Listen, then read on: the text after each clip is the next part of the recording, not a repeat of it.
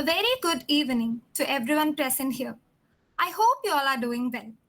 As we know, KEAM has recently concluded, and this phase marks a very important stage in the lives of many students. It brings with it a lot of questions. What course should I choose? Which college should I choose? How do I make the right decision? To help answer these questions and guide students and parents, the IEEE Education Society Kerala chapter is organizing this talk session titled KEAM's Hour What Next?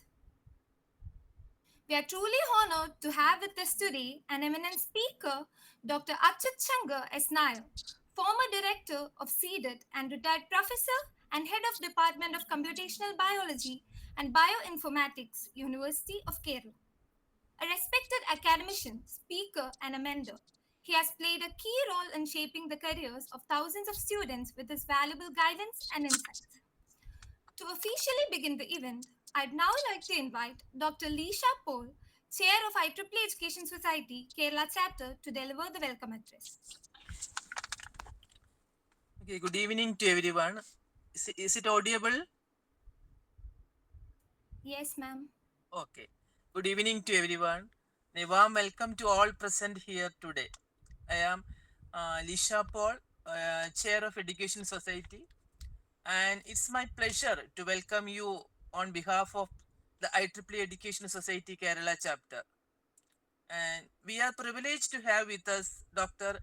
Achushankar S. Nair, former director of CDIT, Government of Kerala, and professor and HOD, retired, Department of Computational Biology and Bioinformatics, University of Kerala. Thank you, sir, for joining us for this special section. In today's session, titled Keams over What's Next, is designed especially for the students who have just completed the KEAM examination and their parents to explore the various academic and career paths that lie ahead. I extend a special welcome to all our students, student participants, parents, educators, and fellow IEEE members. We are certain that the section will be both insightful and inspiring. With that, let us proceed with the program. Thank you, and once again, welcome you all. And thank you, sir. Thank you so much, ma'am, for those warm words that set the perfect tone for today's session. A gentle reminder to all the participants: fill out the feedback form provided at the end of the session in order to receive your certificates. Now we move on to the most awaited part of the evening, the expert talk by Dr. Achyut Shankar S. Nair. We are privileged to have him with us to share his perspectives on choosing right academic path, making informed decisions, and understanding what really lies ahead after KEAM. With great pleasure, I now invite Dr. Achyut Shankar S. Nair to address the audience.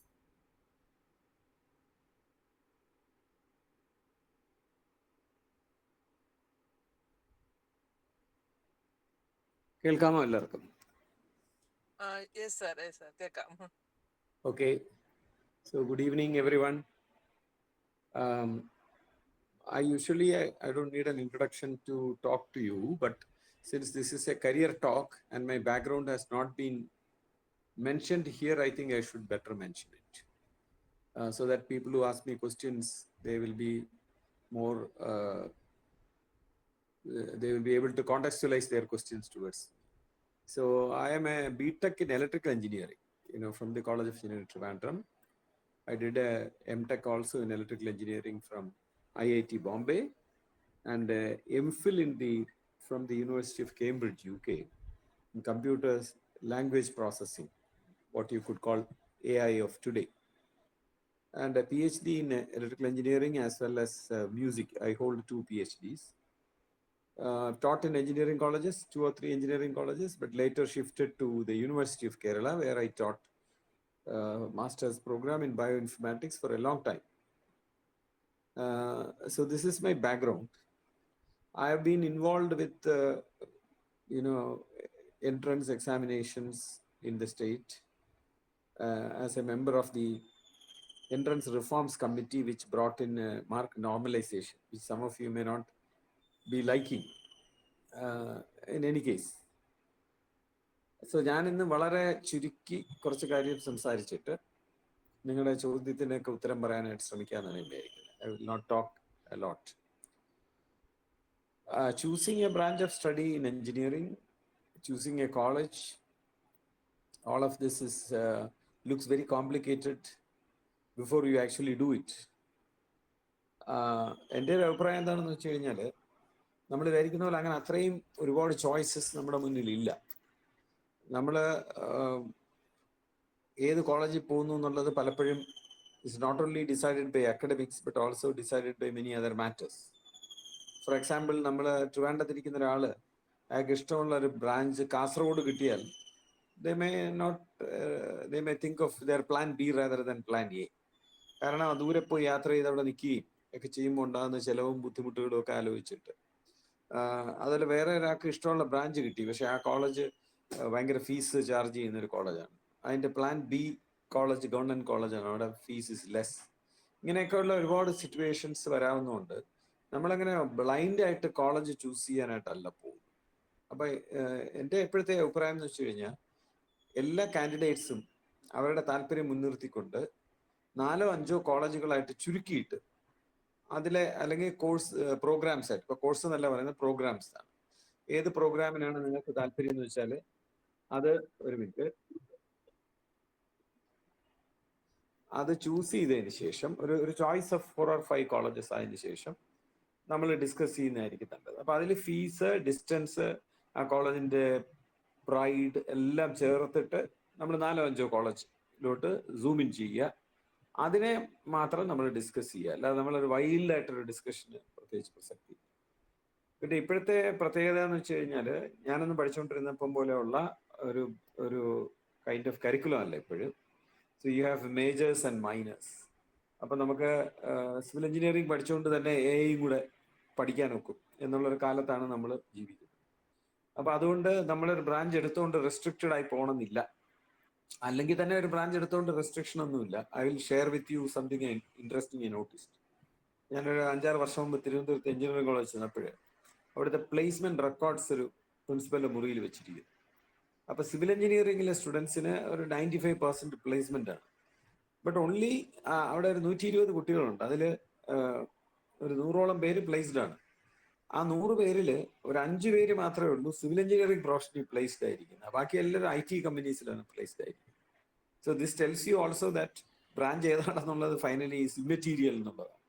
ഞാനും അതേ electrical engineering ആണ് പഠിച്ചത്, പക്ഷേ I ended up teaching bioinformatics, biology and IT together. അപ്പം അങ്ങനെയൊക്കെ വരാം. അതുകൊണ്ട് നമ്മൾ വിചാരിക്കുന്ന അത്രയും വലിയ പ്രശ്നമൊന്നുമല്ല ഇത് ചൂസ് ചെയ്യുന്നത്.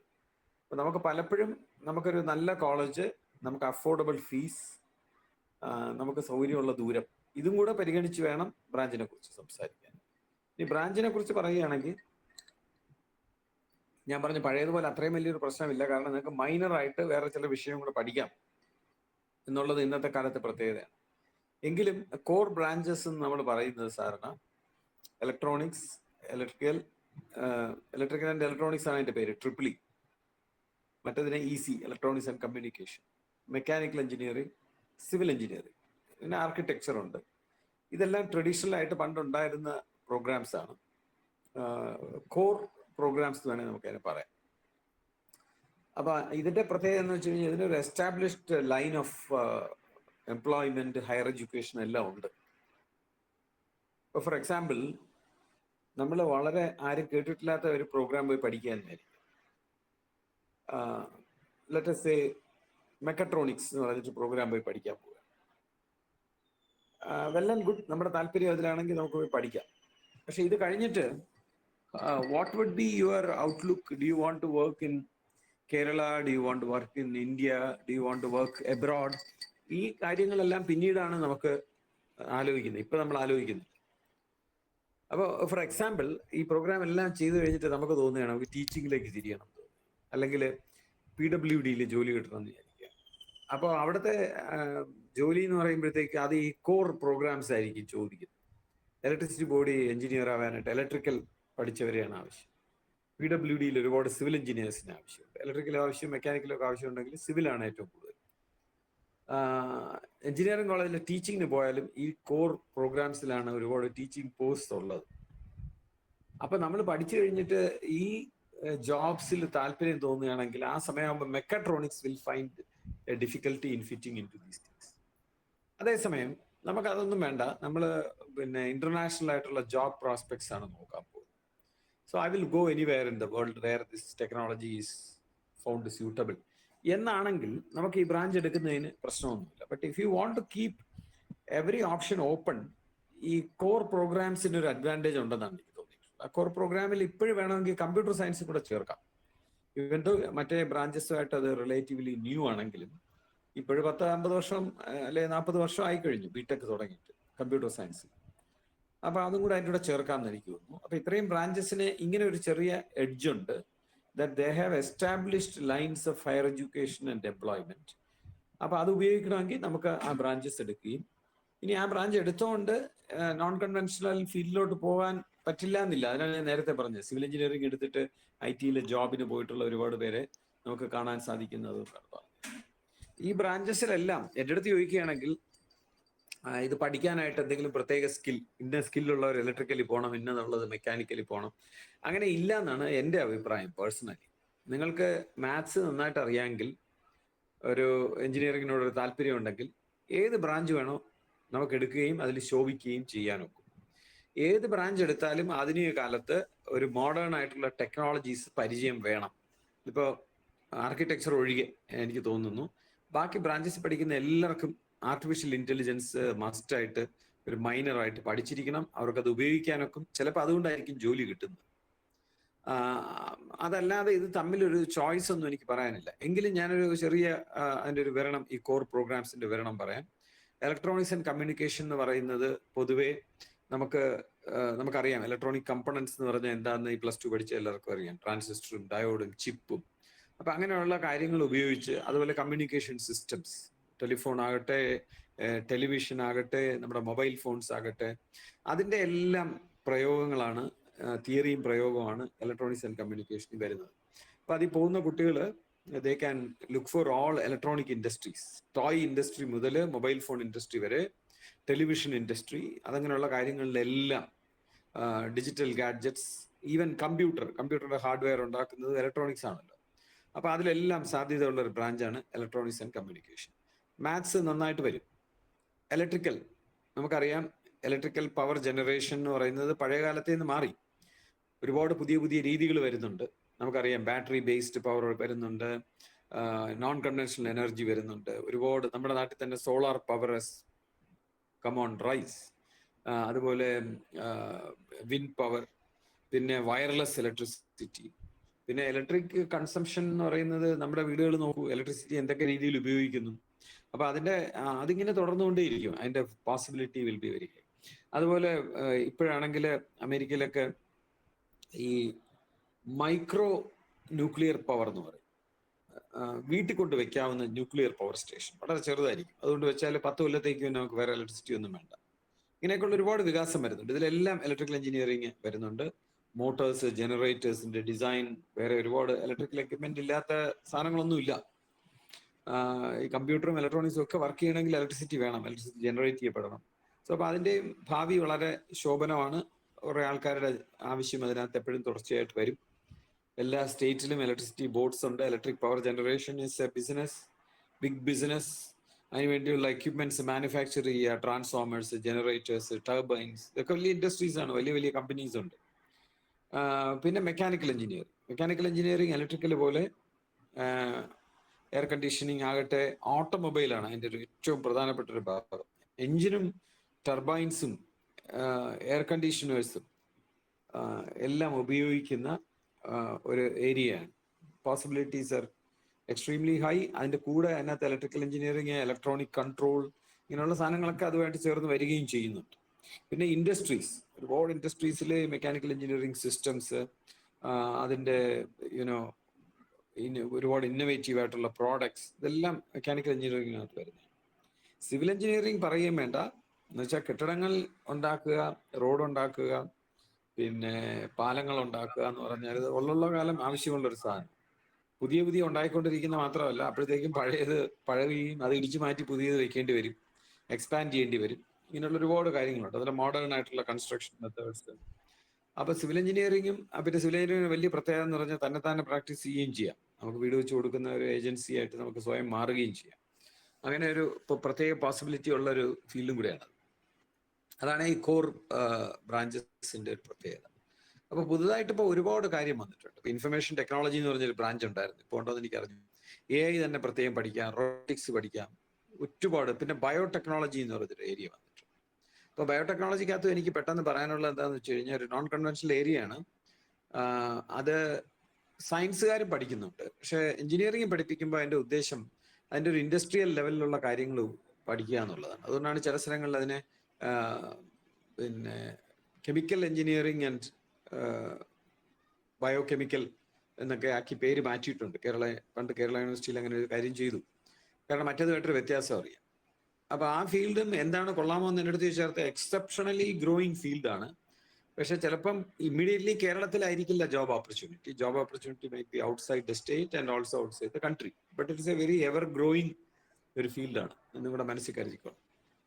അപ്പോൾ അങ്ങനെ ഈ ട്രഡീഷണലും നോൺ കൺവെൻഷനലും ആയിട്ടുള്ള പ്രോഗ്രാംസിൻ്റെ ഒരു വ്യത്യാസം ജനറലി ഞാൻ പറഞ്ഞു. എനിക്ക് എല്ലായിടത്തും അഡ്വൈസ് ചെയ്യാനുള്ളത്, എഞ്ചിനീയറിംഗിൽ ഏത് ബ്രാഞ്ചാണ് നിങ്ങൾ പിന്നെ പോകുന്നതെങ്കിലും, what is most important is ഒരു മാത്തമാറ്റിക്കൽ ആൻഡ് കമ്പ്യൂട്ടിംഗ് സ്കിൽസ് വളരെ ഷാർപ്പായാൽ you can be very successful. അപ്പോൾ അത് മാത്സ് പഠിക്കണം നന്നായിട്ട്. അപ്പോൾ നിങ്ങൾ +2 മാത്സ് പഠിച്ചിട്ടുണ്ട്, അങ്ങനെ പോരാ, ഇനി പഠിക്കുമ്പോഴത്തേക്ക് ഇൻസൈറ്റ്ഫുൾ ആയിട്ട് പഠിക്കണം. അതിൻ്റെ ആപ്ലിക്കേഷൻ മുൻനിർത്തിക്കൊണ്ട് തന്നെ അതിനെ പഠിക്കണം. ഇപ്പോൾ ഒരു ചെറിയ ഉദാഹരണം പറയുകയാണെങ്കിൽ, നമ്മൾ +2 പഠിച്ചിട്ടുണ്ടോ എന്ന് പറഞ്ഞാൽ നമ്മൾ ഫോറിയർ സീരീസ് എന്ന് പറഞ്ഞിട്ട് മാത്തമാറ്റിക്സിലെ ഒരു സീരീസ് ഉണ്ട്, അത് പഠിക്കും. പക്ഷെ എഞ്ചിനീയറിംഗ് പഠിക്കുമ്പോൾ അതിന് ഭയങ്കരമായിട്ട് പ്രാക്ടിക്കൽ ആപ്ലിക്കേഷൻ. ഉദാഹരണം പെട്ടെന്ന് പറയുകയാണെങ്കിൽ, ഇപ്പം നിങ്ങൾ എൻ്റെ കണ്ടുകൊണ്ടിരിക്കുന്ന ഈ ഫോട്ടോ, എൻ്റെ ഫോട്ടോയുടെ ഫോറിയർ അനാലിസിസ് നടത്തി അതിൻ്റെ ഫോറിയർ കോഎഫിഷ്യൻസ് മാത്രം അയച്ചിട്ടാണ് നിങ്ങൾ ഈ പടം കാണുന്നത്. അപ്പോൾ ഇത്തരത്തിലുള്ള ഒരുപാട് കാര്യങ്ങൾ പ്രാക്ടിക്കലായിട്ട് ഉപയോഗിക്കുന്ന ഒരു കാര്യമാണ് ഫോറിയർ സീരീസ്. പക്ഷെ മാത്സിന്റെ പാഠപുസ്തകങ്ങൾ ഇങ്ങനെയൊന്നും പറയാറില്ല. അപ്പൊ ഇനി പഠിക്കുമ്പോൾ അങ്ങനെ വളരെ ഇൻസൈറ്റ്ഫുൾ ആയിട്ട് നോക്കി പഠിക്കുകയാണെങ്കിൽ രസവുമാണ് മാത്സ്, നിങ്ങൾക്ക് അതിനെ ഭയങ്കരമായിട്ട് മാസ്റ്റർ ചെയ്യാനായിട്ട് സാധിക്കും. രണ്ടാമത്തെ കാര്യമാണ്, അത് ഇന്നത്തെ ചെറുപ്പക്കാർക്കെല്ലാം താല്പര്യമുള്ളതാണ്, പലരും സ്കൂളിൽ പഠിച്ചതായിരിക്കും. പൈത്തൺ ലാംഗ്വേജ്, ടെൻസർ ഫ്ലോ എന്നൊക്കെ പറഞ്ഞ്. അപ്പോൾ പൈത്തൺ ലാംഗ്വേജ് പഠിക്കുന്നത് എന്തിനാണെന്ന് വെച്ചാൽ നമ്മുടെ ലോജിക്കൽ റീസണിങ് മെച്ചപ്പെടുത്താനും നമുക്ക് ഇപ്പോഴും ശരിക്കും പറഞ്ഞാൽ പ്രോഗ്രാം ചെയ്യേണ്ട ആവശ്യം അധികം വരില്ല ഈ ജനറേഷന്, കാരണം AI പ്രോഗ്രാം എഴുതി തരും നമുക്ക് വേണമെങ്കിൽ. But still you have to know what it is doing. ആ ലെവലിൽ മാത്രമല്ല, ഇത് ഭയങ്കര രസമാണ് പഠിക്കാൻ. അപ്പൊ ഈ രണ്ട് സ്കില്ലും എല്ലാവർക്കും, ഏത് ബ്രാഞ്ച് എടുക്കുകയാണെങ്കിലും എല്ലാവർക്കും അത്യാവശ്യമുള്ള സ്കിൽസാണ്. ഇങ്ങനെയാണ് എൻ്റെ അടുത്ത് എനിക്ക് പൊതുവായിട്ടുള്ള ഒരു അഭിപ്രായം. പിന്നെ കോളേജുകളെ കുറിച്ച് പറയുകയാണെങ്കിൽ, I would like to tell you, it is not a college that makes you. ഇപ്പൊ തിരുവനന്തപുരത്തെ എഞ്ചിനീയറിംഗ് കോളേജ് ഞാൻ പഠിച്ച കോളേജാണ്, ഞാൻ മോശമായിട്ട് പറയുകയല്ല. But I would like to tell you, why is the college great? The college is great because അത് കേരളത്തിലെ തലസ്ഥാന നഗരിയിലുള്ള കേരളത്തിലെ ഏറ്റവും പഴയ എഞ്ചിനീയറിംഗ് കോളേജാണ്. അന്ന് ഞാൻ പഠിക്കുന്ന സമയത്ത് എല്ലാം കൂടെ സ്റ്റേറ്റിൽ ഒരു 2000 സീറ്റുള്ള സമയത്ത്, 2000 or even less than that, സ്റ്റേറ്റിലെ ഏറ്റവും മികച്ച കുട്ടികൾ ആണ് അവിടെ പഠിക്കാൻ വന്നിട്ടുള്ളത്. എല്ലാവർക്കും ജോലി കിട്ടുകയും അന്നത്തെ കാലത്ത് തന്നെ. അപ്പൊ ഒരു ട്രഡീഷൻ ഓഫ് ഗ്രേറ്റ്നെസ് അതിനുണ്ട്. അപ്പൊ ഇപ്പോഴും അങ്ങനെ ട്രഡീഷൻ ഉള്ളത് കാരണം ആ കോളേജ് എല്ലാവരുടെയും ഒരു ഫസ്റ്റ് ചോയ്സ് ആണ് എല്ലാ ബ്രാഞ്ചും. അപ്പൊ ഏറ്റവും മികച്ച കുട്ടികൾ വന്നു ചേരുന്നത് കൊണ്ട് അവിടെ ഏറ്റവും മികവുറ്റതായിരിക്കുന്നു. ഒന്ന് ആലോചിച്ച് നോക്കൂ, അവിടെ എന്തെങ്കിലും പ്രത്യേകത ഉണ്ടോ എന്നുള്ളത്. ഒരു ഉദാഹരണം, അവിടുത്തെ അതേ സിലബസും ഇവിടുത്തെ ടീച്ചേഴ്സിനെ ട്രാൻസ്ഫർ ചെയ്ത് ഇടുക്കി എഞ്ചിനീയറിംഗ് കോളേജിലോട്ട് അയക്കാം. ഇടുക്കിയിൽ ഒരു എഞ്ചിനീയറിംഗ് കോളേജ്, ഇവിടെ ഇരിക്കുന്ന ആള് ഇപ്പൊ ട്രിവാൻഡ്രം എഞ്ചിനീയറിംഗ് കോളേജ് പ്രിൻസിപ്പലായിരിക്കുന്ന ആള് നേരത്തെ ഇടുക്കി എഞ്ചിനീയറിംഗ് കോളേജ് പ്രിൻസിപ്പലായിരുന്നു. അവിടെ ടീച്ചേഴ്സ് ആയിരിക്കുന്ന പലരും തിരുവനന്തപുരത്തും തൃശ്ശൂർ എഞ്ചിനീയറിംഗ് കോളേജിലും വർക്ക് ചെയ്തവരാണ്. പക്ഷെ ഇടുക്കി എഞ്ചിനീയറിംഗ് കോളേജിന് ട്രിവാൻഡ്രം എഞ്ചിനീയറിംഗ് കോളേജിന്റെ അതേ പേര് കിട്ടുന്നില്ല. എന്തുകൊണ്ട്? That is simply because the best students don't go there for whatever reason. അപ്പൊ ഞാൻ പറഞ്ഞു വരുന്നത് എന്താണെന്ന് വെച്ച് കഴിഞ്ഞാൽ, it is the students who make the college, not the other way round. ഏറ്റവും മികച്ച പ്രവർത്തനം കുട്ടികൾ നടത്തിയാൽ ആ കോളേജിന്റെ ഫെയിമും ആ പേരും പ്രശസ്തിയും എല്ലാം ഇൻക്രീസ് ചെയ്യും. അപ്പൊ അത് നിങ്ങളുടെ കയ്യിലാണ് ഇരിക്കുന്നതെന്നാണ് എനിക്ക് പറയാനുള്ളത്. ഞാനിപ്പോൾ ഇത്രയും ജനറൽ ആയിട്ട് പറഞ്ഞിട്ട് I will wait your questions and have discussions. പിന്നെ വേറൊരു കാര്യം, നമ്മൾ ഇന്നത്തെ കാലത്ത് എനിക്ക് തോന്നുന്നു young generation is far better off than my generation in that case. നന്നായിട്ട് കമ്മ്യൂണിക്കേറ്റ് ചെയ്യാൻ സാധിക്കണം, നല്ല ടീം വർക്ക് ചെയ്യാൻ സാധിക്കണം, ഇനിഷ്യേറ്റീവ്സ് കാണണം, അങ്ങനെയുള്ള രീതിയിലാണ്. അതുപോലെ ഇന്റർവ്യൂ നിങ്ങൾ എന്ത് പഠിച്ചു, എത്ര മാർക്ക് എന്നല്ല പലപ്പോഴും ചോദിക്കുന്നത്. വാട്ട് ഡിഡ് യു ഡു എന്നാണ് ചോദിക്കുന്നത്, പഠിച്ചു എന്നുള്ളതിനേക്കാൾ. For example, I would like to tell you, programming പഠിച്ച ഒരാളുടെ അടുത്ത് ഇന്റർവ്യൂവിന് ചെല്ലുമ്പോൾ ചോദിക്കുന്നത്, നിങ്ങൾ ചെയ്ത കുറച്ച് പ്രോഗ്രാംസ് കാണിക്കാമോ എന്നാണ്. There is a facility called GitHub. അപ്പൊ അവിടെ കുട്ടികൾ പ്രോഗ്രാം ചെയ്തിട്ട് അവിടെ കൊണ്ടിടാൻ നോക്കും. നമുക്ക് ആ പ്രോഗ്രാം ക്യാൻ ബി, എൻ്റെ ഇത് കട്ട് ചെയ്യണേ, ഞാൻ ഒന്ന് റീജോയിൻ ചെയ്യുവേ. ഡേറ്റ കുറവാണെന്ന് സംശയം, വെയിറ്റ് ചെയ്യണേ.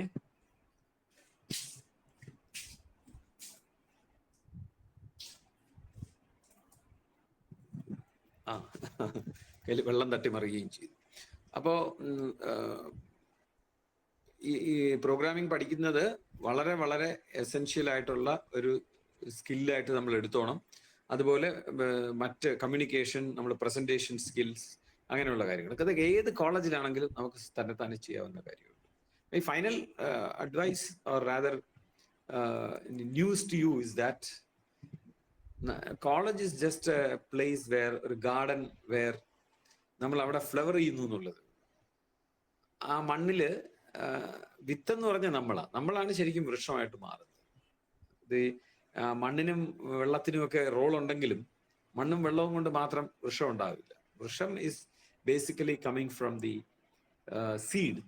അപ്പൊ അതിന്റെ ഒരു സപ്പോർട്ട് മാത്രമേ മറ്റേതാകുന്നു. അത് എല്ലായിടത്തും നമ്മൾ നിയമപ്രകാരം എല്ലാ സ്ഥലത്തും പഠിപ്പിക്കുകയും ഫെസിലിറ്റിയും ക്ലാസ് റൂമും ഒക്കെ ഉണ്ടല്ലോ. അപ്പൊ അതിന് വലിയ വ്യത്യാസമില്ല. നമ്മളിലാണ് വ്യത്യാസം, നമ്മുടെ മോട്ടിവേഷൻ, നമ്മൾ എത്ര ഹാർഡ് വർക്ക് ചെയ്യാൻ തയ്യാറെടുക്കുന്നു.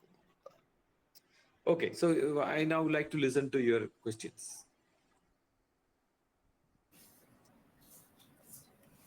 That was a truly powerful and insightful session. Thank you so much, sir, for sharing your wisdom and helping us understand how to approach this new phase of life with clarity and confidence.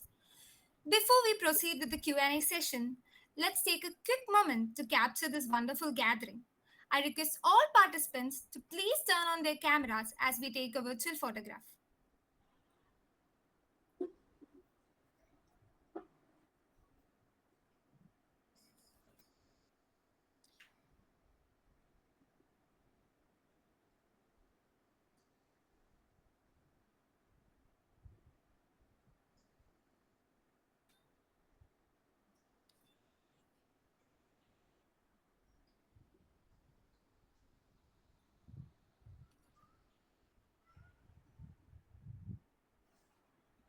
Done?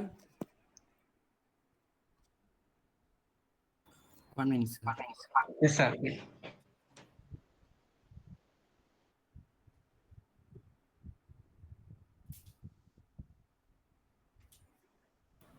Okay, done. Thank you all. A gentle reminder to all the participants to fill out the feedback form which is being shared in the chat box. We now move on to the Q&A session. If you have any questions for Dr. Achut Shankar S. Nair, please feel free to unmute yourself or type them in the chat box. We'll take them up one by one and make sure your doubts are addressed.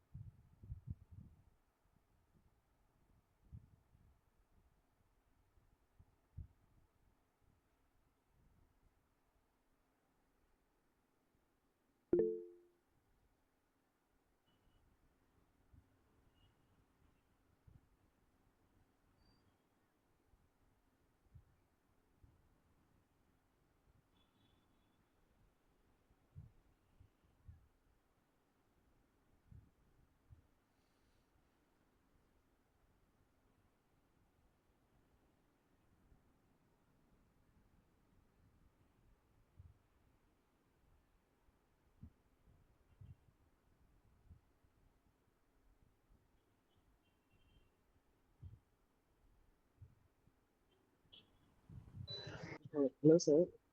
For the benefit of participants, I had a question to ask you.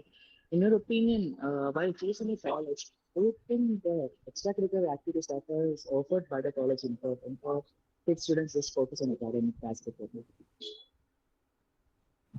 ഒന്നും കൂടെ പറയാമോ? എനിക്ക് വ്യക്തമായില്ല, ഉറക്കെ പറയും. Yeah, sure, sir. Hello, sir. Am I audible now? Hello? Yeah. Yes, this question is for the benefit of the participant. Sir, in your opinion, do you think that while choosing a college, should we focus on the extracurricular activities that is offered by the college, or just on the academic aspect of it, how well it performs in on the academics? This is your opinion, sir. Very good question, actually. Nobody usually would ask this. In the modern times, it's a very, very important thing that, again, just a minute.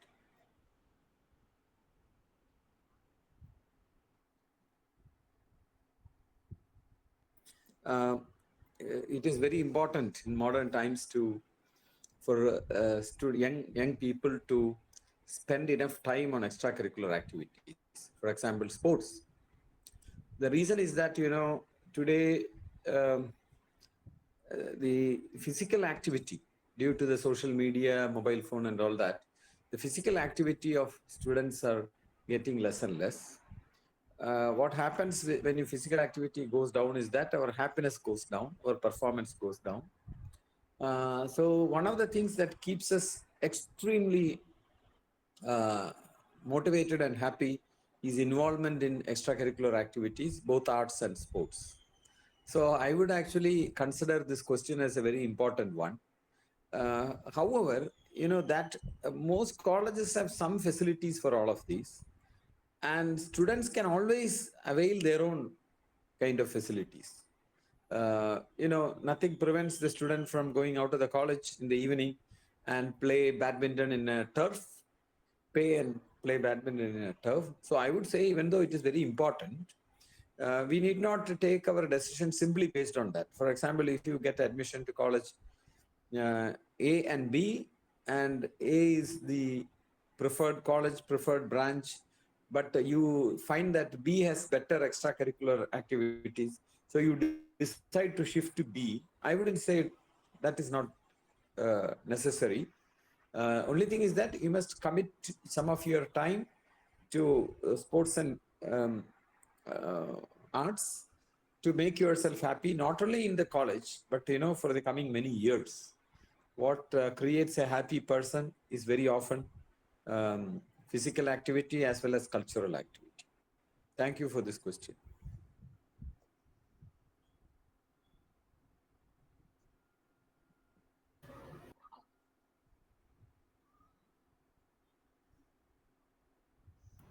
Anyone else have any question?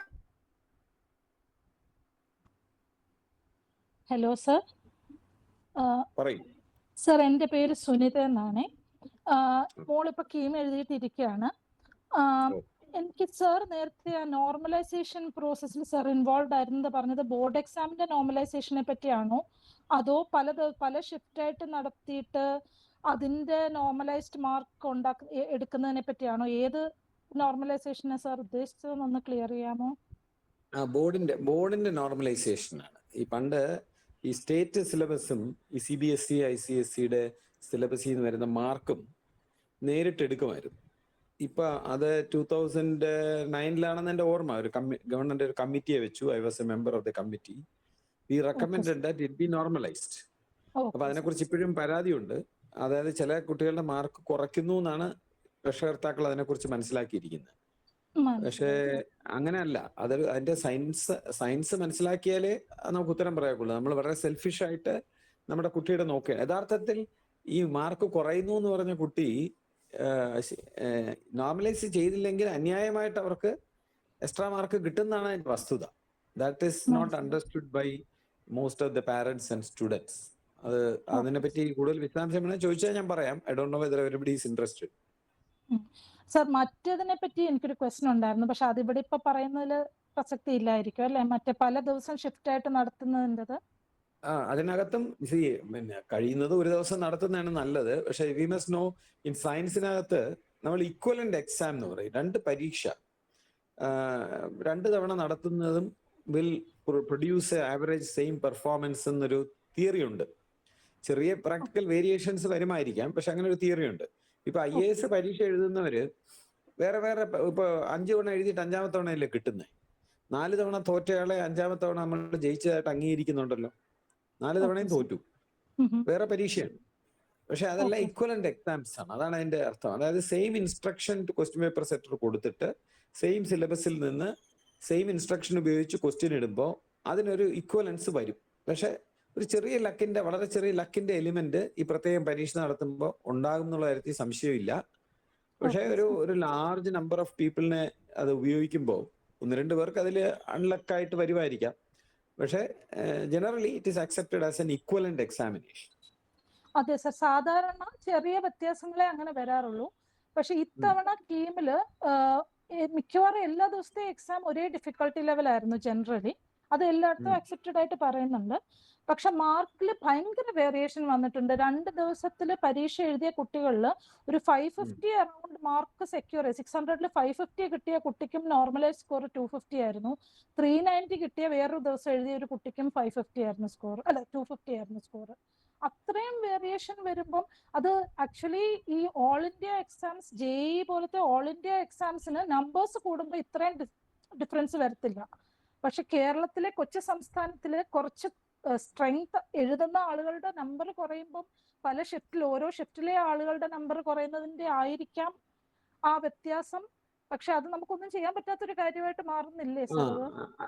അല്ല, അത് പൊതുവില് ഈ അതിന്റെ statistics എന്താന്ന് പരിശോധിച്ചാലേ നമുക്ക് പറയാനൊക്കുള്ളൂ. നമ്മൾ ഈ ഒറ്റ നോട്ടത്തിൽ 550 മാർക്ക് കൂടുതൽ കിട്ടിയ കുട്ടിക്ക് ഇത്രയും കുറഞ്ഞു എന്ന് പറയുന്നതിലല്ല പ്രസക്തി. ഇതിന് നമ്മൾ നോക്കുന്നത് സാധാരണ ഇതിന്റെ മീനും സ്റ്റാൻഡേർഡ് ഡിവിയേഷൻ എന്ന് പറഞ്ഞ 2 മെഷർ ഉണ്ട്. അത് രണ്ടും 2 പരീക്ഷയ്ക്ക് തുല്യമാണെങ്കിൽ ഇക്വലന്റ് എക്സാം ആയി കഴിഞ്ഞു.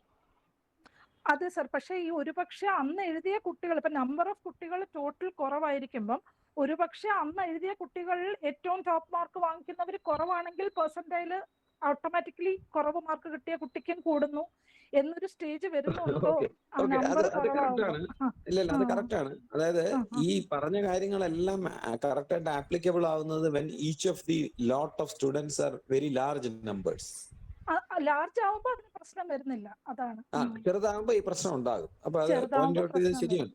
നമുക്ക് അതിൽ എന്തെങ്കിലും ചെയ്യാൻ ഒക്കുന്ന കാര്യങ്ങളല്ല, ഒന്നും ചെയ്യാൻ പറ്റത്തില്ല, അതാണ്. പക്ഷെ ഹ്യൂജ് വേരിയേഷൻസ് വരുമ്പം അതൊരു സീരിയസ്ലി കുട്ടികളെ അഫക്ട് ചെയ്യുന്നില്ലേ? അതെ, അറിയാവുന്ന 2 കുട്ടികളുടെ സ്പെസിഫിക് കേസസ് വെച്ച് കമ്പയർ ചെയ്യുമ്പോഴേ നമ്മൾ റിയലൈസ് ചെയ്യത്തുള്ളൂ. പക്ഷെ അങ്ങനെ വരുമ്പം നമുക്കത് തോന്നുന്നുണ്ട്. പക്ഷെ ആർക്കും അതൊന്നും കംപ്ലൈന്റ് ചെയ്യാൻ പറ്റത്തുമില്ല. കാരണം അല്ല, എനിക്കൊന്ന് കോടതി എന്തോ ഒരു പരാമർശം നടത്തിയെന്ന് തോന്നുന്നു. കോടതി ഒരേ ദിവസം പരീക്ഷ നടത്തണമെന്ന് എന്തോ ഒരു പരാമർശം നടത്തിയതായിട്ടാണ് ഞാൻ എന്റെ പത്രത്തിൽ വായിച്ച ഓർമ്മ. ബേസിക്കലി ഒരുപാട് നമ്പർ ഓഫ് സ്റ്റുഡൻസ് എഴുതുകയാണെങ്കിൽ ഈ മീനിന് വലിയ വ്യത്യാസം വരില്ല. നമ്മുടെ അവിടെ ചെറിയ ഗ്രൂപ്പ് വന്നു പോയത് കൊണ്ടാണോ എന്ന് എനിക്ക് അറിഞ്ഞുകൂടാ. പരിശോധിക്കേണ്ടുന്ന ഒരു വിഷയമാണത്. അതെ അതെ. എന്തായാലും ഞാൻ ചോദിച്ചെന്നേ ഉള്ളൂ സാർ, അതിലായിരുന്നോ ഇൻവോൾവ് എന്ന് അറിയാനായിട്ട് ഞാൻ ചോദിച്ചെന്നേ ഉള്ളൂ. Thank you so much.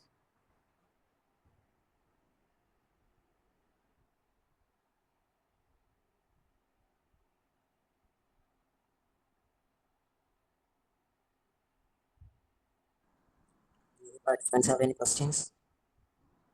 Sir, എനിക്കൊരു ക്വസ്റ്റ്യൻ ഉണ്ട്. അതായത് ഇപ്പൊ നമുക്കിപ്പം ഈ സോഫ്റ്റ്വെയറിനോട് എല്ലാവർക്കും ജോലിയെല്ലാം കിട്ടുന്ന സോഫ്റ്റ്വെയർ ഫീൽഡിലാണല്ലോ. അപ്പൊ അത് ചില സമയത്ത് അതിന്റെ ഒരു സസ്റ്റൈനബിലിറ്റി കുറയുന്നുണ്ടോ എന്നൊരു ഡൗട്ട് എനിക്ക്, AI വരുമ്പോഴും ഒക്കെ. അപ്പം കോർ ഇതിലാണോ നമുക്ക് കൂടുതൽ സാധ്യതകളുണ്ടോ അങ്ങനെ ഫ്യൂച്ചർ? അങ്ങനെ ബ്രാഞ്ച് നോക്കുമ്പോൾ നമ്മൾ അങ്ങനെ നോക്കേണ്ട ആവശ്യകതയുണ്ടോ?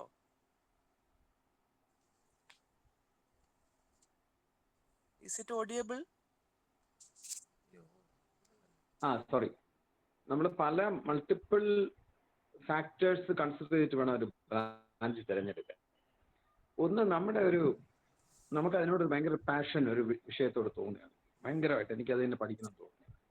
അങ്ങനെയുള്ളവർക്ക് ഒരു ബ്രാഞ്ച് എടുക്കാം, വേറെ ഒന്നും ആലോചിക്കേണ്ട കാര്യമില്ല. If they become extremely passionate about A subject. ചിലപ്പോ അങ്ങനെയുള്ള തീരുമാനം ഒരു എന്താ അതിനെ പറയണ ഇൻഫാക്ച്വേഷൻ കൊണ്ട് വരും. ഇപ്പൊ ചെറിയ ഉദാഹരണം, എന്റെ മകന് 2011 ഇന്ത്യ വേൾഡ് കപ്പ് ജയിച്ചപ്പോ ക്രിക്കറ്റ് കളി കണ്ടുകൊണ്ട് ഈ ഫൗണ്ട് ഇറ്റ് വെരി എക്സൈറ്റിംഗ്. അപ്പൊ എൻ്റെ അടുത്ത് പറഞ്ഞു ഉടനെ ക്രിക്കറ്റ് അക്കാഡമി ചേരണം. ക്രിക്കറ്റ് അക്കാഡമി കൊണ്ട് ചേർന്നു. അവിടെ ചെന്ന 2 ദിവസം ചെന്ന ഉടനെ 6 അടിക്കാനാണ് അദ്ദേഹം വിചാരിച്ചത്. പക്ഷെ ചെന്ന ഉടനെ അവർ ആദ്യത്തെ 2 ദിവസം പറഞ്ഞു ഈ ഫീൽഡിന്റെ അങ്ങനെ ഏറ്റവും ബൗണ്ടറി പോയി നിന്നോളാൻ പറഞ്ഞു, ഫീൽഡ് ചെയ്യാൻ. 2 ദിവസം ഫീൽഡ് ചെയ്തിട്ട് പിന്നെ കളിച്ചു തുടങ്ങാന്ന് പറഞ്ഞു. നല്ല വെയിലത്ത് 3 മണിക്കൂർ വീതം 2 ദിവസം നിന്നപ്പോൾ ക്രിക്കറ്റ് ഡ്രീം വാനിഷ്ഡ്. വേണ്ടാന്ന് പറഞ്ഞു, തിരിച്ചു വന്നു, പൈസയൊക്കെ വേസ്റ്റ്. അപ്പോൾ ഈ പാഷൻ എന്ന് പറയുന്നത് നമ്മൾ വളരെ ആലോചിച്ച് ഉറച്ചിട്ടുള്ളൊരു കാര്യമായിരിക്കണം, മനസ്സിലാക്കിയുള്ള. ചുമ്മാ ഒരു ടി വിയിൽ അല്ലെങ്കിൽ സിനിമയിൽ ഒരു ഇത് കണ്ടു, അല്ലെങ്കിൽ അടുത്ത വീട്ടിലൊരു ചേട്ടനെ കണ്ടു IT വർക്ക് ചെയ്തുകൊണ്ടിരിക്കുന്നത്, അതുകൊണ്ട് നമുക്ക് ഈ പൊക്കളാന്ന് വിചാരിച്ചു. അപ്പോൾ കുറച്ച് ആൾക്കാരുടെ അടുത്ത് സംസാരിച്ച് കുറച്ച് ഓപ്പൺ മൈൻഡഡ് ആയിട്ട് ചിന്തിച്ച ശേഷവും നമുക്ക് അതിനോട് വളരെ വലിയ മമത തോന്നുകയാണെങ്കിൽ നമുക്കത് എടുക്കാം. അങ്ങനെയുള്ളവർക്ക് പിന്നെ വേറെ ഒന്നും ആലോചിക്കാനില്ല. കാരണം നമ്മൾ ഏറ്റവും പാഷനേറ്റ് ആയിട്ടുള്ള ഫീൽഡിൽ ചെല്ലുമ്പോഴാണ് നമുക്ക് വിജയം കിട്ടും. പിന്നെ ടീച്ചർ ഇവിടെ പറഞ്ഞ പോലെ ഈ ഫീൽഡിനകത്തെല്ലാം ഒരു വലിയ ട്രാൻസ്ഫർമേഷൻ വരാൻ പോവുക. കാരണം ഇപ്പം പ്രോഗ്രാം എഴുതാൻ ഈ ChatGPT എടുത്ത് പറഞ്ഞാൽ അത് തന്നെ പ്രോഗ്രാം എഴുതി തരും. പഴയ പോലെ സോഫ്റ്റ്വെയർ ഡെവലപ്പേഴ്സിന്റെ ആവശ്യം കുറഞ്ഞു. പക്ഷേ പോസിബിളി ആ ഫീൽഡിൽ സോഫ്റ്റ്വെയർ ഡെവലപ്പേഴ്സ് ആയിട്ടല്ല, ഈ കമ്പ്യൂട്ടറിനെ പ്രോംപ്റ്റ് ചെയ്യുന്നതിലും ആ എഴുതുന്ന സോഫ്റ്റ്വെയർ വെരിഫൈ ചെയ്യുന്നതിലും അതിനെ സർട്ടിഫൈ ചെയ്യുന്നതിലുമായിട്ട് ഇനിയും ആൾക്കാരെ വേണ്ടി വരും. കാരണം നമുക്ക് എല്ലാം AI വിട്ടുകൊടുത്തിട്ട് അത് ഇഷ്ടപ്പെട്ട് ചെയ്യിപ്പിക്കാനും നോക്കില്ല. അതിനെക്കൊണ്ട് ചെയ്യിക്കാം, പക്ഷെ അതിനെ മേൽനോട്ടം വഹിക്കാനും അത് വെരിഫൈ ചെയ്യാനും അത് ഇന്റഗ്രേറ്റ് ചെയ്യാനും ഒക്കെ ഒരു ഹ്യൂമൻ സൂപ്പർവിഷൻ എങ്കിലും വേണ്ടി വരും, ഒരു ഇന്റർവെൻഷൻ ആവശ്യം വരും. അതുകൊണ്ട് ആ ഫീൽഡിൽ പോകുന്നവര് നമുക്കിപ്പോൾ അത് അത്ര വ്യക്തമല്ല. ഇപ്പൊ നിങ്ങൾ ഇവിടെ പഠിക്കാൻ കയറി കഴിഞ്ഞാൽ 4 വർഷം കഴിഞ്ഞാൽ പുറത്തിറങ്ങും. ആ സമയത്തെ കാര്യം പ്രൊഡിക്റ്റ് ചെയ്യാൻ നമുക്ക് ഫുള്ളായിട്ട് സാധിക്കില്ല.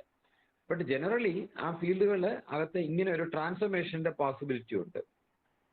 അത് ഈ കോർ ഫീൽഡിനെയും എഫക്റ്റ് ചെയ്യും. പറയണ മെഷീൻ ഡിസൈൻ ചെയ്ത് പുതിയൊരു മെഷീൻ ഉണ്ടാക്കുന്നതിൽ ഞാൻ കഴിഞ്ഞ ദിവസം കണ്ടത് ഈ ബൈക്കിന്റെ ഡിസൈൻ വരെ, ഓട്ടോമൊബൈൽസിന്റെ ഡിസൈൻ, ക്രിയേറ്റീവ് ആയിട്ടുള്ള ഡിസൈൻ AI ഉണ്ടാക്കുക. അപ്പൊ അത് അവിടെയൊക്കെ വ്യത്യാസം വരും, എഞ്ചിനീയേഴ്സിന്റെ റോളിന് വ്യത്യാസം വരും ഒരുപാട്. പക്ഷേ ആ എല്ലാ സ്ഥലത്തും ഒരു human intervention will be required. And I think നമ്മൾ അൺഎക്സ്പെക്റ്റഡ് ആയിട്ടുള്ള രീതിയിൽ പുതിയ ജോബ് റോൾസ് കമ്പ്യൂട്ടറിനകത്ത് വരുമ്പോഴത്തേക്കും അതിനു വേണ്ടി പ്രിപ്പയർ ചെയ്യേണ്ടി വരും. നമ്മൾ ചിലപ്പോൾ ഒന്നും കൂടെ റീട്രെയിൻ ചെയ്യേണ്ടിയൊക്കെ വരുമായിരിക്കും. So it is not very clear at this point of time. പക്ഷേ ഈ transformation is likely to be more in the field of computer science, IT, AI. ആ ഫീൽഡിലായിരിക്കും ട്രാൻസ്ഫർമേഷൻ കൂടുതൽ വരുന്നത്.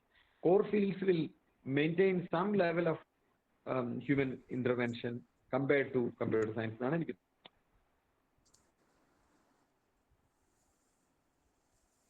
Okay sir. അതുപോലെ ഒരു ക്വസ്റ്റ്യൻ കൂടെ സാറേ, നമ്മള് ഇത് ഈ ചൂസ് ചെയ്യുമ്പോൾ നമുക്ക് അങ്ങനെ ലേഡീസിന് ഇന്ന ബ്രാഞ്ച് അങ്ങനെ ചൂസ് ചെയ്യാനായിട്ട് അങ്ങനെ അതിന്റെ ആവശ്യകത ഉണ്ടോ? ഇപ്പൊ ഞാന് 1980 തിരുവനന്തപുരം എഞ്ചിനീയറിംഗ് കോളേജ് പഠിക്കുമ്പോൾ മെക്കാനിക്കൽ എഞ്ചിനീയറിംഗിൽ ഒരു പെൺകുട്ടിയെ ഉണ്ടായിരുന്നു. She is called a mechie. പക്ഷേ I would like to tell you, to answer to the question that the teacher asked. Today, there is nothing that a woman should consider not doable. ഒരു പെൺകുട്ടിക്കോ ഒരു സ്ത്രീക്കോ ഏത് branch പഠിക്കാനും ഏത് ജോലിക്ക് പോകാനും സാധിക്കും. അതുകൊണ്ട് നിങ്ങൾ പെൺകുട്ടിയാണെന്നുള്ള ഒരു പരിഗണന ഇവിടെ ഈ മീറ്റിംഗിൽ പങ്കെടുക്കുന്ന ആരും തന്നെ ഒരു കാര്യത്തിലും നിങ്ങൾക്കുണ്ടാവേണ്ട കാര്യമില്ല. You can do anything that the men do, anything. അത് ഇവിടെ ഈ അഡ്മിഷൻ ബ്രാഞ്ച് മാത്രമല്ല, നിങ്ങൾക്ക് പ്രോജക്റ്റ് ചെയ്യുന്നതിലോ നിങ്ങൾക്ക് ജോലിക്ക് പോകുന്നതിലോ ലോകത്തെ യാത്ര ചെയ്യുന്നതിലോ സ്പോർട്സ് കളിക്കുന്നതിലോ കലാപ്രകടനം നടത്തുന്നതിലോ there is no difference between men and women. അവർ തമ്മിലുള്ള വ്യത്യാസം എന്താണ്?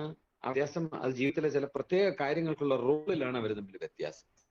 Men cannot give birth two babies, സ്ത്രീകൾക്ക് അതൊക്കെ ഉള്ളൂ. വ്യത്യാസമുണ്ടോ? അവരുടെ ബോഡി വ്യത്യാസമാണ് രണ്ടും.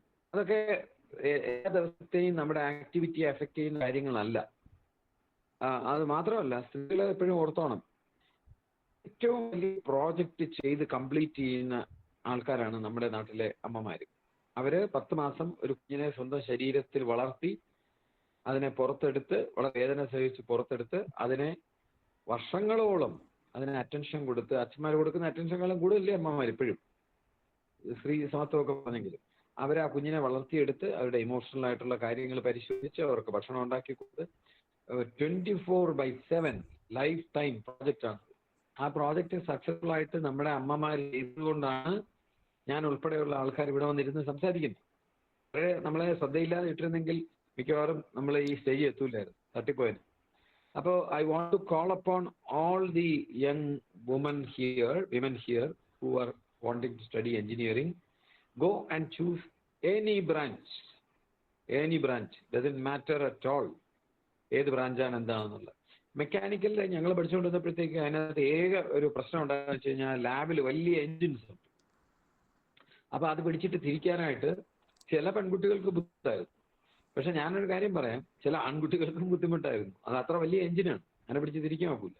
അപ്പൊ ചില പെൺകുട്ടികൾ വളരെ സ്ലിം ആയിരിക്കുന്നവർക്ക് അത് പിടിച്ച് തിരിക്കാൻ നോക്കാതിരുന്നപ്പോൾ അവരുടെ കൂടെയുള്ള മറ്റാൾക്കാരും എല്ലാവരും സഹായിച്ചിട്ട് അത് സ്റ്റാർട്ട് ചെയ്ത് കൊടുക്കുന്നു. It is only a very small thing in the whole education. ആ എഞ്ചിൻ സ്റ്റാർട്ട് ചെയ്യുക, ലാബിൽ 2-3 എക്സ്പെരിമെന്റിൽ വലിയ എഞ്ചിൻ ഉണ്ട്, സ്റ്റാർട്ട് ചെയ്യുക.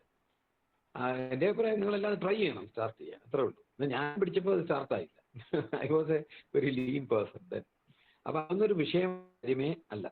So once again, women, you have a men in you, WOMEN എന്നാണ്.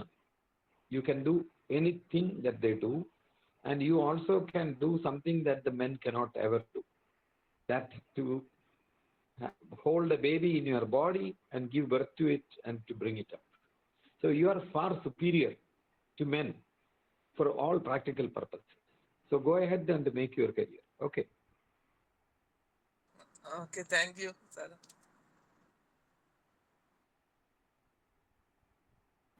Any more questions?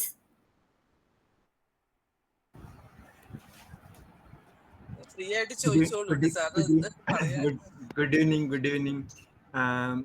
Sir, it's not a question, in fact, it's a suggestion, like for information of the parents and new plus 2 students. ശരിക്കും പറഞ്ഞാൽ നമുക്ക് ഈ നമ്മളൊരു engineering, I M A 60-year-old engineer retired from service of KCB Limited. My age. I belong to the 80 to 86 Calicut REC-ലാണ്. 80 to 86 ബാച്ചിൽ electrical engineering പഠിച്ചതാണ്. അതെ. അപ്പോൾ എനിക്ക് പറയാനുള്ളതെന്ന് വെച്ചിട്ടുണ്ടെങ്കിൽ നമുക്ക് എഞ്ചിനീയറിംഗ് കോളേജസിൽ, ചില കോളേജസിലൊക്കെ ഒരുപാട് ക്ലബ്സും സൊസൈറ്റീസും ഒക്കെ ഉണ്ട്. ഈവൻ IEEE തന്നെ ഒരുപാട് ടെക്നിക്കൽ സൊസൈറ്റീസ് ഒക്കെ ഉണ്ട്. വലിയ പഴയ കോളേജസിലൊക്കെ ഈ ടെക്നിക്കൽ സൊസൈറ്റീസിൻ്റെ ഒക്കെ എണ്ണം കൂടുതലാണ്.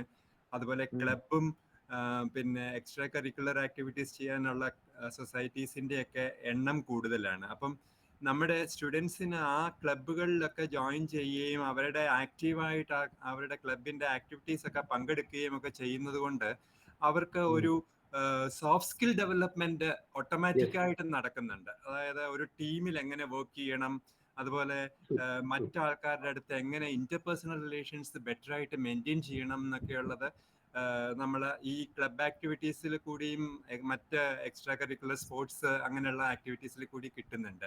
അപ്പൊ അതുപോലെ ഒരു ഒരു ഒരു എൻവയോൺമെന്റ് ഉള്ള കോളേജിൽ പഠിക്കുകയാണെന്നുണ്ടെങ്കിൽ, അത് ചൂസ് ചെയ്യുകയാണെന്നുണ്ടെങ്കിൽ തീർച്ചയായിട്ടും യങ് എഞ്ചിനീയേഴ്സിന്റെ എംപ്ലോയബിലിറ്റി കൂട്ടാനും അതുവഴി ഈ യങ് എഞ്ചിനീയേഴ്സിന് ഒരു ബെറ്റർ പൊസിഷൻ, നമ്മളൊരു ഒരു വർക്കിന് ചെല്ലുമ്പോഴത്തേക്ക് ഒരു ബെറ്റർ പൊസിഷനിൽ നിൽക്കാനും വേണ്ടിയിട്ട് സാധിക്കും. അപ്പോൾ അതുകൊണ്ട് ഈ സോഫ്റ്റ് സ്കിൽ ഡെവലപ്മെന്റിലും അവര് വേണ്ടതായിട്ടുള്ള ഒരു പ്രാവീണ്യം ഉണ്ടാക്കണം എന്നുള്ളത് അത്യാവശ്യമാണ്. Thank you sir. I agree with what you said. ഞാൻ നേരത്തെ പരാമർശിച്ചിരുന്നു, കുട്ടികള് എക്സ്ട്രാ കരിക്കുലർ ആക്ടിവിറ്റീസിന് വളരെ വലിയ ഇമ്പോർട്ടൻസ് കൊടുക്കണം. പക്ഷെ as a person who travels across, ഞാൻ മിക്കവാറും കേരളത്തിലെ എല്ലാ എഞ്ചിനീയറിംഗ് കോളേജിലും പോയിട്ടുണ്ട്. REC also I have come and given talks. ഇപ്പൊ NIT അല്ലേ, കോൾഡ് NIT. ഇന്ന് അതിനൊരു കുറവ് ചെറിയ ഏതെങ്കിലും ഒറ്റപ്പെട്ട കോളേജുകൾ കാണുന്നേ ഉള്ളൂ. ഈ അക്രഡിറ്റേഷനും ഒക്കെ ഉള്ളതുകൊണ്ട് എല്ലാ കോളേജുകൾക്കും ഒരുപാട് ക്ലബ്സ് ആക്റ്റീവ് ആണ്, ഒരുപാട് ഫെസിലിറ്റി ഉണ്ട്, പ്ലാറ്റ്ഫോംസ് ഉണ്ട്. Rarely in some places it might be missing. അപ്പൊ ഞാൻ നേരത്തെ പറഞ്ഞ അതിന്റെ ഒരു ക്രൈറ്റീരിയ വെച്ചുകൊണ്ട് നമ്മുടെ കോളേജിനെ തള്ളിക്കളയണമെന്നില്ല.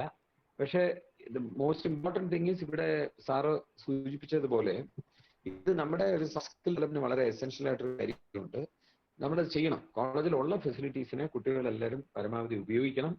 ഇനി കോളേജിന് പുറത്തായിട്ടാണെങ്കിലും ഫെസിലിറ്റീസ് ഉണ്ട്. ഇപ്പോൾ ഒരു ഉദാഹരണത്തിന് കമ്പ്യൂട്ടർ സൊസൈറ്റിയിലെ മെമ്പർഷിപ്പ് എടുത്തു കഴിഞ്ഞാൽ even if it is not operating in your college you can still be a part of it. അത് ആ സിറ്റിയിൽ കാണും, അതിൻ്റെ ഓപ്പറേഷൻസ് കാണും. അങ്ങനെയുള്ള കാര്യങ്ങളെല്ലാം ചെയ്യാം. പിന്നെ ഇവിടെ ഒരാൾ ചോദിച്ചിരുന്നു, പിന്നെ കേരളത്തിന് പുറത്ത് പഠിക്കുന്നതാണോ നല്ലത് അകത്ത് പഠിക്കുന്നത്? അത് ഏത് കോളേജ് എന്നുള്ളതനുസരിച്ചിരിക്കും. കേരളത്തിലെ കോളേജുകളുടെ ഒരു പ്രത്യേകത എന്ന് വെച്ചാൽ നമുക്കറിയാമല്ലോ, പല സ്ഥലത്തും വളരെ വയലന്റ് ആയിട്ടുള്ള ക്യാമ്പസ് പൊളിറ്റിക്സ്. അത് പൊളിറ്റിക്സ് ഒന്നും അല്ല, ആക്ച്വലി ഒരു ഗുണ്ടായിസമാണ്. എന്താ പൊളിറ്റിക്സ് എന്ന് വെച്ചാൽ എന്താ? എൻ്റെ അഭിപ്രായത്തിൽ പൊളിറ്റിക്സ് എന്ന് വെച്ച് കഴിഞ്ഞാൽ നമ്മൾ സ്കൂളിൽ പഠിച്ചുകൊണ്ടിരുന്നപ്പോൾ വരെ നമ്മുടെ മാർക്ക്, നമ്മൾ പരീക്ഷയ്ക്ക് ജയിക്കുക, നമ്മുടെ കാര്യങ്ങൾ ഇങ്ങനെ മാത്രം നോക്കിക്കൊണ്ടായിരുന്നു. But now you are moving in to be an adult citizen with voting rights. അപ്പം നമുക്ക് നമ്മുടെ കാര്യം മാത്രമല്ല മറ്റുള്ളവരുടെ കാര്യത്തിലും കൂടെ താല്പര്യം ഉണ്ടാകേണ്ടുന്ന കാലമാണ്. അതിനെയാണ് പൊളിറ്റിക്സ് എന്ന് പറയുന്നത്. ഇപ്പൊ നമ്മുടെ കോളേജിന്റെ അടുത്ത് ഒരു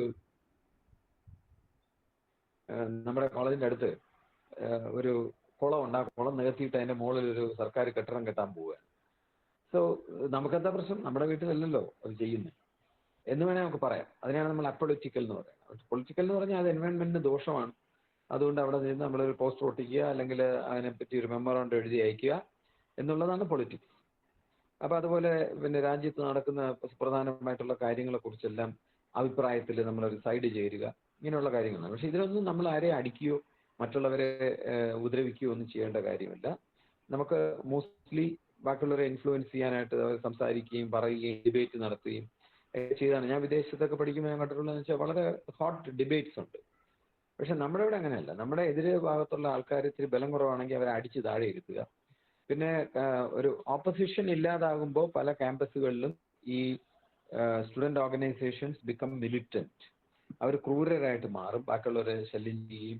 നമുക്കറിയാലോ അല്ലേ, എന്താണ് ഒരു കുട്ടിയെ മർദ്ദിക്കുകയൊക്കെ ചെയ്ത് വെറ്റിനറി കോളേജിലൊരു വിഷയമൊക്കെ നിങ്ങൾക്ക് അറിയാമല്ലോ. അപ്പൊ കേരളത്തിലെ ഒരു പ്രശ്നം എന്ന് പറഞ്ഞാൽ കോളേജ് ചൂസ് ചെയ്യുമ്പോൾ, ഞാനിത് പറഞ്ഞില്ല എന്നുള്ളൊരു നേരത്തെ, കോളേജ് ചൂസ് ചെയ്യുമ്പോൾ നോക്കേണ്ടിയിരിക്കും. നിങ്ങൾ ഡേ സ്കോളർ ആണെങ്കിൽ it doesn't affect U much. But if you are staying in A hostel then you might get involve in such things. Involve ആകുന്നത് തെറ്റൊന്നുമില്ല, അതൊക്കെ നമ്മുടെ ഓരോരുത്തരുടെയും വ്യക്തിപരമായ കാഴ്ചപ്പാടാണ്. പക്ഷേ യു കനോട്ട് ബി ഈ ഇത്തരത്തിലുള്ള ഗുണ്ടാകളുടെ കൈ ചെന്ന് പെട്ടവരുടെ അടിമകളായി മാറുന്ന ഒരു സമ്പ്രദായം ഒരിക്കലും നമുക്ക് നല്ലതല്ല. I don't want anybody to do that. ഏത് രാഷ്ട്രീയ പാർട്ടി ആണെങ്കിലും ശരി, ഏത് കുട്ടിയാണെങ്കിലും ശരി, അങ്ങനെ സംഭവിക്കാതിരിക്കട്ടെ എന്ന് ഞാൻ കരുതുന്നു. എന്നാൽ നേരെ മറിച്ച് വേറെ ചില സ്ഥലത്ത് ചെന്ന് കഴിഞ്ഞാൽ അവിടെ പൊളിറ്റിക്സ് ഇല്ല. അവിടെ ആ മാനേജ്മെന്റ് തന്നെ ഈ പറഞ്ഞ ഇപ്പുറത്തെ ഈ കുട്ടികൾ കാണിക്കുന്ന ഗുണ്ടായിസം പോലെ ഗുണ്ടായിസം കാണിക്കുന്ന മാനേജ്മെന്റുകളും. അപ്പൊ അതൊന്ന് ശ്രദ്ധിക്കണം നമ്മൾ. പക്ഷെ മോസ്റ്റ്ലി ഇതൊക്കെ നമ്മളിപ്പോൾ ജീവിതകാലം മുഴുവൻ അവിടെ ചെന്നിരിക്കാൻ പോകരുത്. നമ്മളെ 4 കൊല്ലം ചെല്ലുമ്പോൾ ഇതിൽ നിന്നൊക്കെ ഒഴിഞ്ഞു മാറി നടക്കാനായിട്ട് നമുക്ക് സാധിക്കണം. മീനിങ് ഫുൾ പൊളിറ്റിക്സിൽ ഇൻവോൾവ് ചെയ്യണം. അതിന് നമ്മൾ നമ്മുടെ ചിലപ്പോൾ സോഷ്യൽ മീഡിയ അക്കൗണ്ടിൽ കൂടെ ആയിരിക്കും നമ്മൾ ചെയ്യുന്നത്, നമ്മൾ അഭിപ്രായങ്ങൾ പറയുകയൊക്കെ ചെയ്യുന്നത്. അപ്പൊ അതൊന്ന് ശ്രദ്ധിക്കണം. കേരളത്തിന് പുറത്തുള്ള ചില സ്ഥലങ്ങൾ വളരെ നന്നായിട്ട് മെയിൻറ്റെയിൻ ചെയ്ത് നന്നായിട്ട് നടത്തിക്കൊണ്ടുപോകുന്ന സ്ഥാപനങ്ങളുണ്ട്. ഞാൻ പറയുന്നത് ഇപ്പോൾ നാഷണൽ ഇൻസ്റ്റിറ്റ്യൂട്ട്സ് തന്നെ നോക്കിയാൽ അവിടെയൊക്കെ പൊളിറ്റിക്സ് ഉണ്ടെങ്കിലും ഇതുപോലെ ഗുണ്ടായിസം വാഴുന്നില്ല എന്നാണ് എനിക്ക് തോന്നുന്നത്. IITസിനകത്ത് പൊളിറ്റിക്കൽ. അപ്പൊ അത് ശ്രദ്ധിച്ചോണം എന്നുള്ളതേ ഉള്ളൂ. വേറെ 1-2 ചോദ്യം ടെക്സ്റ്റിലുണ്ടായിരുന്നു, ഒന്ന് ഓർഗനൈസേഴ്സ് വായിച്ചു കേൾപ്പിച്ച ഉത്തരം പറയാം. Okay, sir. I'll read the question. Ashwati M has asked, there is a talk that EC has more scope than CS in future. Is it right? I don't agree. ഒന്നാമത്തെ കാര്യം, അങ്ങനെ സ്കോപ്പ് ഒന്നും വളരെ കൃത്യമായിട്ട് പറയാനായിട്ട് എന്തെങ്കിലും നിർവഹിച്ച് പറയാനോ അളന്നെടുക്കാനോ ഒന്നും ആർക്കും സാധിക്കില്ല. ഇങ്ങനെയുള്ള ചോദ്യം വരുമ്പോൾ നമ്മൾ അതിനെ ശ്രദ്ധിക്കേണ്ട എങ്ങനെയാണെന്ന് വെച്ചാൽ, നമ്മൾ ഒരാളാണ്, നമുക്കൊരു ജോലി കിട്ടിയാൽ മതി. നമ്മൾ നന്നായിട്ട് എടുത്ത് പിന്നെ ഫീൽഡ് നന്നായിട്ട് പഠിക്കുക, നന്നായിട്ട് പെർഫോം ചെയ്യുക, നമ്മുടെ കാര്യം നടന്നു പോകും. അതാണ് എനിക്ക് അതിനെപ്പറ്റി പറയാനുള്ളത്. പിന്നെ ഈസിയും കമ്പ്യൂട്ടർ സയൻസ് എന്ന് പറയുന്നത് ഇങ്ങനെ വേർതിരിച്ച് നിർത്താൻ ഒക്കുന്ന 2 വിഷയങ്ങളല്ല. ഇപ്പൊ AI-യുടെ development is automatically will be involve with that. ഇപ്പൊ റോബോട്ടിനെ ഉണ്ടാക്കാന്ന് വെച്ചാൽ ഇലക്ട്രോണിക് സാധനമല്ലേ, അത് പകുതി മെക്കാനിക്കൽ അല്ലേ. അപ്പൊ അതിന് സാധ്യത കുറയാൻ നോക്കില്ല, കൂടുകയുള്ളൂ. എന്റേതായിട്ടുള്ള ഒരു പ്രഡിക്ഷൻ ഞാൻ പറയാം. ലോകത്തെ ഏറ്റവും വലിയ വ്യവസായമാകാൻ പോകുന്നത് റോബോട്ടിന്റെ വ്യവസായമാണ്.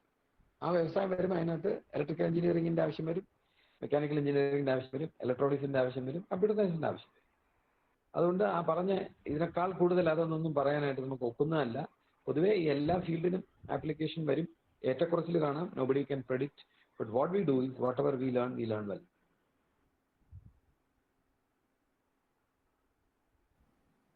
So another question is, sir, which is better, BTech in computer science with AI or after BTech doing masters in AI? ആ നോക്കൂ, ഞാൻ നേരത്തെ അതിനൊരു ഉത്തരം പറഞ്ഞു. നമ്മൾ ഫസ്റ്റ് ഡിഗ്രി ചെയ്യുന്നത് കോർ പ്രോഗ്രാംസിലാണെങ്കിൽ, കോർ ബ്രാഞ്ചസിലാണെങ്കിൽ അത് നമുക്ക് കുറച്ച് അഡ്വാൻറ്റേജ് തരും.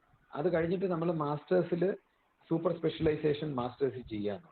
മാത്രമല്ല, കമ്പ്യൂട്ടർ സയൻസിൽ ബിടെക് ചെയ്യുമ്പം തന്നെ മൈനറായിട്ട് നിങ്ങൾക്ക് പഠിക്കാം. ഇനി അവിടെ ആ കോളേജിൽ അത് മൈനർ ഇല്ലെങ്കിൽ പോലും നിങ്ങൾക്കിപ്പോൾ ഉദാഹരണത്തിന് സ്റ്റാൻഫോർഡിന്റെ ഹാർവേർഡിന്റെ ഒക്കെ ഓൺലൈൻ കോഴ്സസിൽ കൂടെ അത് പഠിച്ചുകൊണ്ടിരിക്കാൻ സൈഡിൽ കൂടെ ഇപ്പൊ പാരലായിട്ട് പഠിക്കാൻ സമ്മതിക്കും. അതുകൊണ്ട് ഇതൊന്നും ഒരു വിഷയമാക്കേണ്ടെന്നാണ് എൻ്റെ അഭിപ്രായം.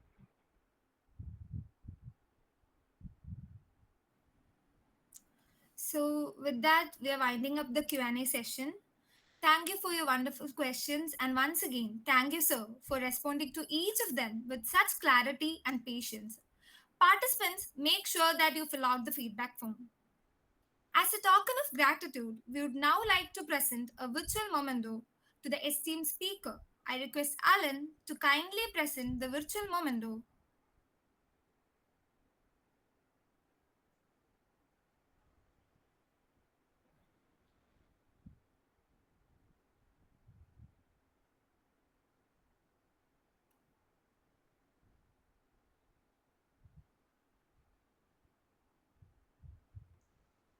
I now invite Anandakrishnan KP, Student Representative, IEEE ETSU Kerala Chapter, to deliver the vote of thanks and express our sincere gratitude to everyone who made this event possible. Good evening, everyone. It's my privilege to deliver the vote of thanks for today's session on Games over What's Next. On the behalf of all participants and IEEE Education Kerala Chapter, I would like to extend our heartfelt gratitude to Achyut Shankar Nair for sparing his valuable time for for enlightening us. Thank you once again for being with us, and your session has been very insightful. Thank you, sir. To the end of today's session, on behalf of IEEE Education Society Kerala Chapter, thank you all once again for joining us. We hope this session helped clear your doubts and given you a direction for the journey ahead. Wishing you all the best. Have a great evening.